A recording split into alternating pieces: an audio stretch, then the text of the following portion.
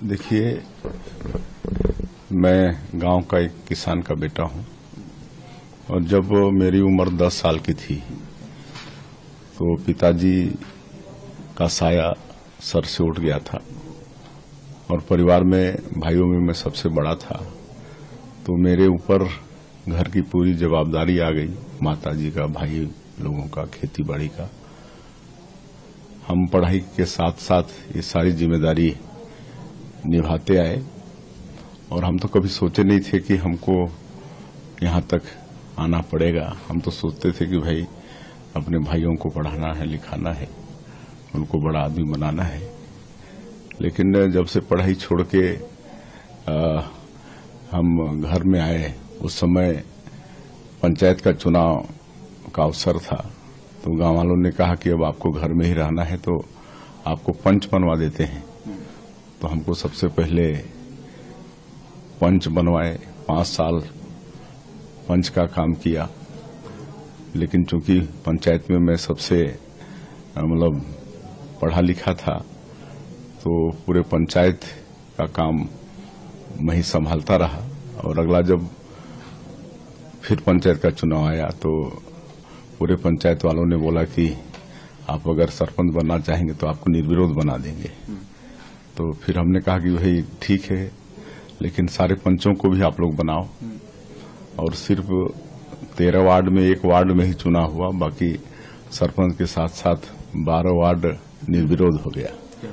और 6 महीने बाद विधानसभा का चुनाव आ गया। तो उस समय हमारे तब तक मैं भारतीय जनता पार्टी की सदस्यता ले लिया था। तो हमारे नेतागण बोले कि हो सकता है इस बार आपको विधानसभा का चुनाव लड़ना पड़े। तो हम उस समय मात्र 26 साल के थे। तो हम मना किए हमारे नेताओं से कि अभी हमको सरपंच रहने दीजिए, हमको सीखने दीजिए, हमारी उम्र अभी है। लेकिन भगवान की दया और स्वर्गीय दिलीप सिंह जूदेव जी जो 5 बार सांसद थे, लोकसभा राज्यसभा मिला के, अटल जी की सरकार में एमओएस भी थे। तो पूरे जसपुर में वो सबसे बड़े नेता हम लोगों के थे और मैं राजनीति में उनको अपना आदर्श भी मानता हूं।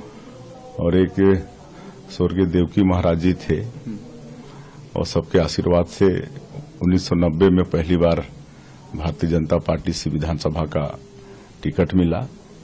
और उस समय ऐसा हुआ कि अविभाजित मध्य प्रदेश में 320 विधानसभा की सीट थी।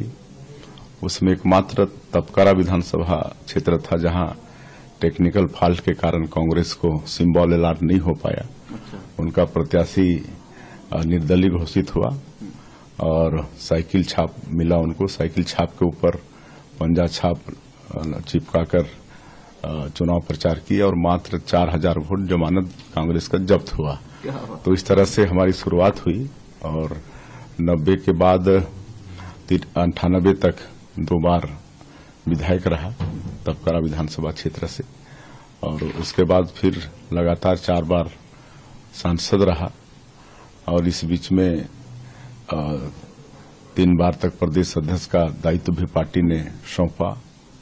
और 2014 के लोकसभा चुनाव में चौथी बार रायगढ़ संसदीय क्षेत्र की जनता भारी मतों से 2,17,000 मतों से भारतीय जनता पार्टी को जिताया। और हमको कल्पना भी नहीं थी कि मोदी जी के प्रथम शासन के कार्यकाल में हमको एमओएस के रूप में काम करना पड़ा। तो ये सब एक तरह से हम अपने को बड़ा सौभाग्यशाली समझते हैं कि पार्टी का इतना आशीर्वाद रहा, हमारे राष्ट्रीय नेतृत्व का इतना आशीर्वाद रहा। और आज भी अगर छत्तीसगढ़ मुख्यमंत्री का दायित्व मिला है, इसके भी हमको कल्पना नहीं थी। लेकिन इस पर भी पार्टी का आशीर्वाद है, हमारे आदरणीय यशस्वी प्रधानमंत्री जी का आशीर्वाद है, आदरणीय गृह मंत्री श्री अमित शाह जी का आशीर्वाद है, आदरणीय राष्ट्रीय अध्यक्ष जी का आशीर्वाद है, राष्ट्रीय नेतृत्व का आशीर्वाद है कि इतना बड़ा गुरुतर जिम्मेदारी उन्होंने सौंपा है। और मुझे ये पूरा विश्वास है कि हमारे सभी वरिष्ठों के मार्गदर्शन से, आशीर्वाद से निश्चित रूप से जो जिम्मेदारी मुझे मिली है उसको ठीक से निर्वहन